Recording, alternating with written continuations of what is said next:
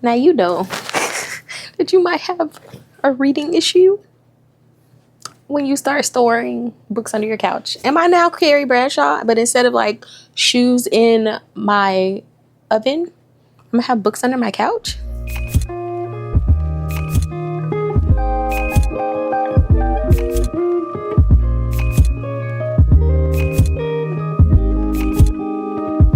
What up, Search fam? Sade here. Welcome back to the channel. If you are new, my name is Sade. I'm out here curating and co-creating a cool ass life, and it's time for the June wrap up. Now, whether you keep coming back or this is your first time running across my little corner of the internet and you like the vibes, you should think about joining my internet family. Hit the subscribe button, turn on the notification bell so we can keep in contact and you know when I post new vlogs, and that's usually over the weekends. And we're out here talking about books and travel and art and writing, like all the things that help make a full and beautiful life, which is what I'm after. Now, you already know how this goes. I have my physical trophies, which are right here. And then I have handy dandy iPad, which has the rest of the books from the month. And I will say, this month I was taking down audiobooks. It felt like a hard month for me to read physical or digital books, because I only read, I think, one physical book, and I just have physical copies of the rest of these books. But I did a lot of audiobooks because I wanted to read, but like picking up a book and reading was not happening the way I wanted it to.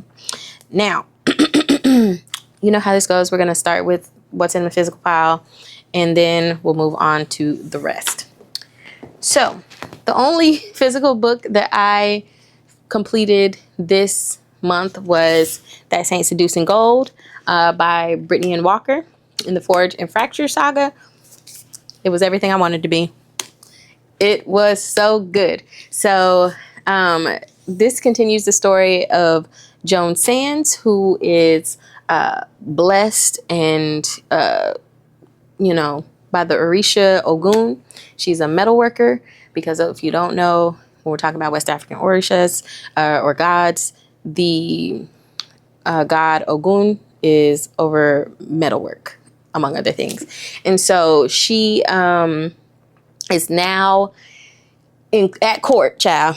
She is becomes one of the ladies in waiting to Queen Anne, who is actually the fairy queen Titania. Yes, Titania from Shakespeare's Midsummer Night's Dream.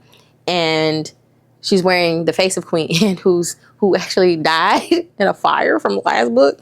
Anyway, so she's now at court. Robert Cecil, the white man who hates her, he's on her ass. And she trying to deal with that. She trying to free her godfather from prison. He's in the Tower of London, child. And they're trying to reinstate the pact between the Fae and the Orisha, because it's gone. And now, entities, fairies, all these things is running amok in London, child. And so this is what she's dealing with now. And still, also, she's 17. Her and her brother just turned 17. So she's trying to keep everybody safe. And she's trying to be with her boos and try to negotiate this throuple they gonna have going on. It's great. Great time. Really enjoyed it. The next books I did either as digital books or audiobooks, but like I said, I have physical copies of them. So one, I finally got to The Taking of Jake Livingston, and I did this as an audiobook, and I actually really enjoyed it. I am glad that I got to do the audiobook because the physical book was just hard for me to get into at the time. But this is about Jake, who's like 16, 17, and he's a medium, and he sees the dead, and he starts getting pretty much like harassed by the ghost of this young man who this white boy did a school shooting. And so it unravels, and he's learning about what happened, but also the ghost is still killing people. So we find out all the things behind that. And I found out why this is an LGBTQIA book, because Jake is gay. So this is a Killian, and the ties with sexuality and things like that. I think that was really well done. I really enjoyed it. Next, That Kind of Guy. I just finished this one. Oh my gosh, it was so good. Zach is baby.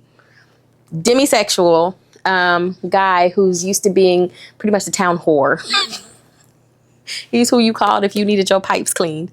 And so he stops doing that because he's demisexual. And he's like, I don't want to do this no more. Because he was really doing it for other people and at the detriment of himself. And so he stops. He's friends with Ray, who moves to Ravenswood. This is in the Ravenswood series, this book 3. And I actually have read all the books in order for this one. Thank y'all. And so Ray is in her 40s. She's divorced. And she's a writer, and she has a scar on her face. And so these two have become friends. And Ray asks him to be her fake boyfriend for a writing conference that she's going to because she got nominated for an award. And so this is them figuring it out. And it's so cute because they cross wire so much. This is the communication trope, right? Like they don't realize that they are falling for each other and don't realize that the other one is also developing feelings and all of the things. So it was a great time. Talia, Hibbert, girl, don't miss. Fake Boyfriend Fiasco. I did this one as an audiobook. The audiobook was excellent. Nick Crusto. Talia Hibbert, man, she don't miss. And so this one is also fake dating. This is Nick is a retired Greek soccer player, so football player, and he meets Arya, who is super distrustful of men. They meet at a wedding, and she pretty much saves him from getting accosted by a woman. And so then he's like, ooh, come on this trip with me, and I'm pay you to be my fake girlfriend. So I had to deal with people and talk to people about why I don't want to sleep with nobody and all the things. And when really he done fell in love with her. And so he's like, if I gotta pay you to be around me until I can make you fall in love with me, that's what I would do. And it was very cute. And I love Arya because she don't take no BS from anybody. She's fully tatted. She's pierced. And she's a tattoo artist. Dark skin, blonde hair. She's her. So this might be one of my favorites for the year.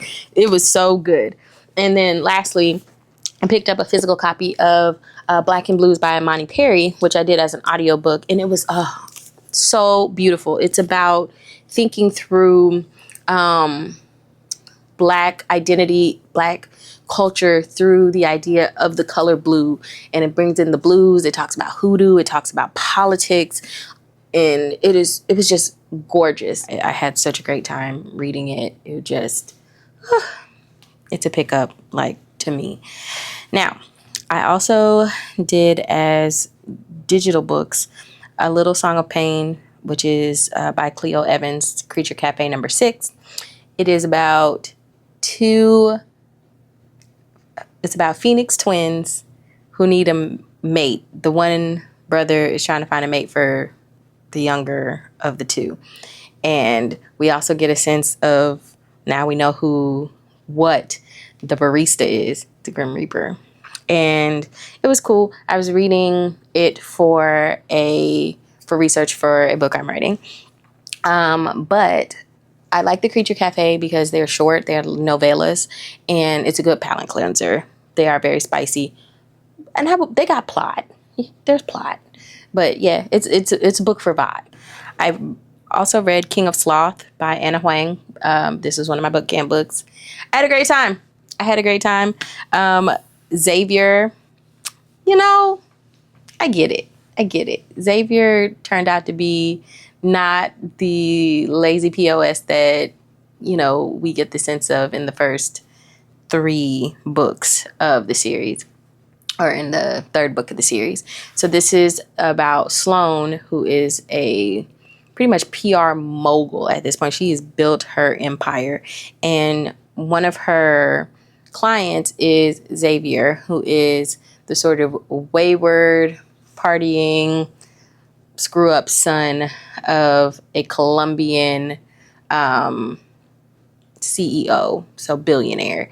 And he refuses to take over as CEO of the company, and then dad dies, and for him to get his inheritance, he's got to become CEO. So that's what happens. They fall in love. It's sort of like workplace, but also kind of enemies to lovers. They're like, he gets on her nerves, but they find a lot of common ground. There are some things in the plot that's like, oh yeah, that makes sense why they, see eye to eye. And Sloane is known as being an ice queen. She don't cry. She has issues with her family, so there's a lot of family drama on both sides. But it was very good. I really enjoyed reading it. And then, as I said, the last digital book I read was That Kind of Guy. Now, so one, I did the audiobook for Sunny Disposition by Deanna Gray, who also wrote Outdrawn. This is in the first book in the Mendel Hawks series. I really enjoyed this book when I read it a few years ago. It is about a guy, his name is Finn, who is supposed to meet up with a girl he's been talking to who's a streamer. And Naomi is waiting for him. He ends up getting jumped and getting a serious brain injury and remembers nothing. And so he's navigating the fact that there's so much about himself he doesn't remember, and his community around him, his teammates, because he plays hockey. His teammates, his family are really weird about it. They want him to be normal, and he's not telling them I'm not that person anymore. And so he's feeling the pressure of trying to figure out who he is. Now, they go back to school. They're in college, and they move into this house. Finn and 3 of his friends who are also his teammates. And Naomi goes to the school as well and is living in the house as the house caretaker so that she has housing so she can attend school as well. It's so cute. It's very adorable. And I'm going to continue the series because I hadn't, but now I am. And I think I'm going to do it as audiobooks. I also can't wait to read the 3rd book, which is Naomi's bestie, Celeste. I'm really excited about that one. Then I read the Ruthless Triad series, the first 3 books, Victor, by Theodora Taylor. Child, this was a mess. So we've got Chinese mafia. It is friends to lovers to enemies to lovers. There's revenge. There is intrigue. There's family betrayal on multiple sides. Victor is off his rocker.